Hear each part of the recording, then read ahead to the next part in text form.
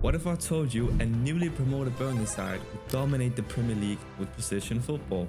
We're talking 61% average possession, 92% pass completion, outplaying the top 6, even Pep Guardiola himself. The reason that we win with a 4-3-2-1 and not a 4-3-3 because this is more position based than your normal 4-3-3. Our players close to each other and being very narrow on the pitch, we can demand our players to pass it short and slow the tempo. Also try to make this formation a bit more different from what you normally would see, so it makes it way more fun to play, because when you're having wingers, especially when you're playing position based football, they become very robotic, just like they do in Pep Guardiola's system, which you don't want to have my wingers to be. Also, by having our players to be less robotic, this can also allow our players to be more free, get more freedom on the pitch, and cause unexpected events. But you might be thinking that from in position to out of position, we're gonna get cooked because we don't have wingers and it's very narrow. But don't worry guys, because later in the video I'll show you how effective this formation and tactic is actually on rest attacks. And to show you guys how crazy this tactic actually is in games, let's take a look at the United game where we won 4-0 against them, having 60% possession, getting 23 shots and 13 on target, and pretty much dominated him in every single stat there was in the game. In this clip, you can clearly see how this tactic actually works. What I really tried to do with this tactic is that I tried to break it up in 3 parts: a build-up, progression, and final third. I feel like a lot of people out there actually miss that you need to be building through these 3 progressions if you want to play very fluid football and have every player click on your tactic, and also make it very hard for the opponents to actually get the ball back when they're pressing. You can see we have our 2 center backs, we have our wing backs, we have Florentino Lewis, who plays in a deep line playmaker, so he can create that 3 at the back system. But when our wing backs is pushing higher up the pitch, we see Hartman and Kyle Walker. We have them to stay on wider, this way we can have the opponents, wingers, and fullbacks pretty much remove 4 players from when they're playing out of position and create those spaces and gaps in the opponent's backline we can actually benefit from. We can just see how much space this actually creates for our players. We can see even though Maximus David has the ball here in defense playing it to Humphreys, we still have Florentino Lewis who's free. We have vidIQ who is completely free, not even being marked. Ramsey is pretty much also free. Claude Maurice is free, and Marcus Edwards is free. We have pretty much 3 to 4 areas that's completely free for our players to run into. We have this area right here, got a big gap in their defensive midfield, got this gap right here, and there is even space for Humphreys to lay a ball off to Armando Broja in the space we have right here. But we can see we play to our midfield, vidIQ completely free, up to Claude Maurice completely free, to our wingback Hudson, lays a pass to Armando Broja, and that way we get an easy goal. We saw it only took 3 to 4 passes from playing it from the back to actually getting the goal.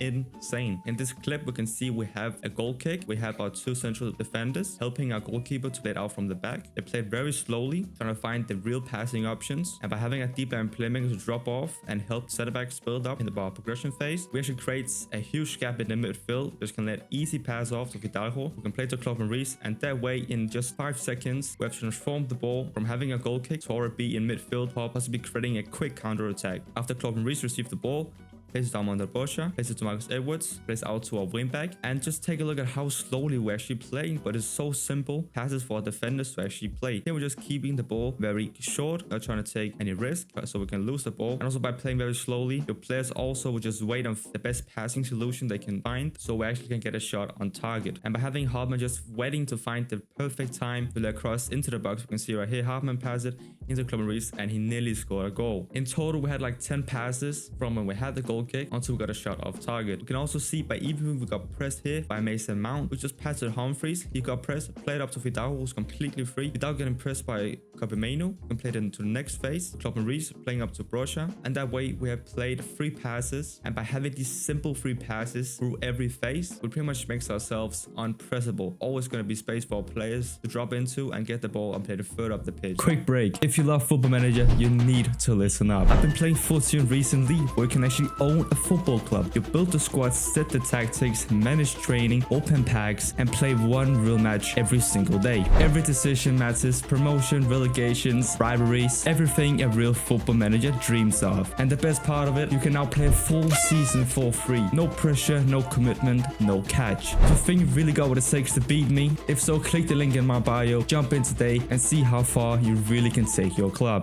If we're starting in goal, we have Rakovic being on a ball, playing goalkeeper, and you actually also wanted to pass the ball shorter. This way, we can keep it very simple when we're building up from the back and not taking too many risks.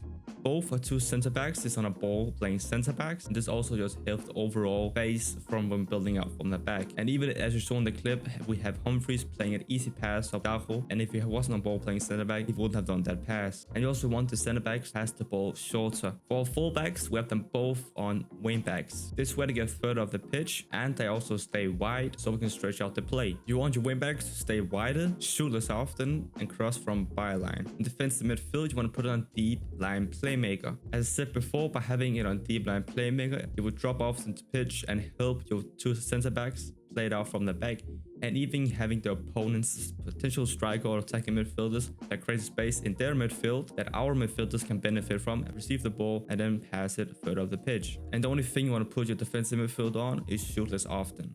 In midfield, you want to have your best playmaking player to be on midfield playmaker. This is probably one of the best new roles that's been adding to this game this year. But by having a midfield playmaker, he stays central, he's expressive and also a creative threat, and playing those lot of through balls to his striker or finding your wingbacks or attacking midfielder, and these gaps in spaces were great. I personally don't use any roles for him since it's just going to be a passing option and playmaker. For your other midfielder, you want to have him on central midfielder. This role is still insanely good in FM, and a lot of people actually don't tend to actually use it as often, which is sad to see because it's actually a very good role. There's always having that central player in midfield that never leaves his position, and you really don't have any instructions on him. In attacking midfield, you want to have your both players to be on attacking midfielders, and you want them both to move into channels so they can find those space and gaps in the opponent's backline that we create by having our wingbacks to stay wider. That's also where the midfield playmaker is really being crucial in this formation. And that's also where the midfield playmaker is playing a massive part of this tactic. Also put on make more runs, just so we can confuse the opponent's backline way more than usual and get these unexpected events, get goals for. Up front, just want to have your striker to be on center forward. I pretty much try all striker roles in FM, and center forward has pretty much been the best striker role I've used. And your striker don't have any in position instructions. When you're out of possession, you want to just have your goalkeeper be on goalkeeper. Could also put sweeper keeper on, but only you can decide that. Both your center backs is just on center back, and both your fullbacks both on fullback. But you actually want them to tackle harder if the tackling is higher than 12. If not, then don't do it. We don't want to concede. Hence, you also want them to mark tighter. I feel like having mark tighter has been insanely buffed in this year's FM. It pretty much just sits on the winger's back the whole entire game, and I think this also why I've been getting these results against the big teams that I have. For defensive midfielder, you want to have him on defensive midfielder and also tackle harder. Both your central midfielder is on pressing central midfielder. Pretty much in every single tactic I made, one defensive midfielder and two central midfielders, all you need. You want to have them both just be on tackle harder. And that comes something new I've tested with this tactic, and it's worked pretty insane. You want to have your both attacking midfielders to be on splitting outlet attacking midfielder. As I mentioned before, we don't have any wingers in this formation, which means we don't mark the opponent's fullbacks and also wingers. And by having this roll on when you're playing out of position and the opponents receive the ball wide for the wider players, the fullbacks and wingers, this way the attacking midfielder goes out and press the fullbacks. You're gonna have your attacking midfielders to trigger press more often and tackle harder, and also mark the opponent's opposite fullbacks. So your right attacking midfielder will be marking the opponent's left back, and your left attacking midfielder will be marking the opponent's right back. And up front, just want to have your striker to be on central outlet center forward, so he stays high on the pitch and ready for counter attack. And he's on trigger press more often and tackle harder. For the in position team instructions in the overview tab, when passing the redness on shorter, lower the tempo so we can play this fluid position based football, having your attacking width being on narrow, and then you have the attacking transition being on hold shape. In the build up phase, we want to play through press, want to have our goal kicks to be on short and goalkeeper distribution to be on center back. In progression, you just want to have it to pass to feet and also have overlap on both flanks. In the final third, you want to work the ball into the box and discourage shots from distance so we can actually pass the ball into the box and have crossing styles on low crosses. Unless you have a really tall striker in the box, like some Omerodian type player, then you just want to put it on balance. When you're playing out of possession, you want to have your players to be in a high press and have the defensive line on much higher, step up more, trigger press much more often, and also defensive transition being on counter press. And then for the last thing, you want to have short goalkeeper distribution being on yes. Then you also want to put your mentality on positive. And that's it for the tactic. I'll see you guys in the next video.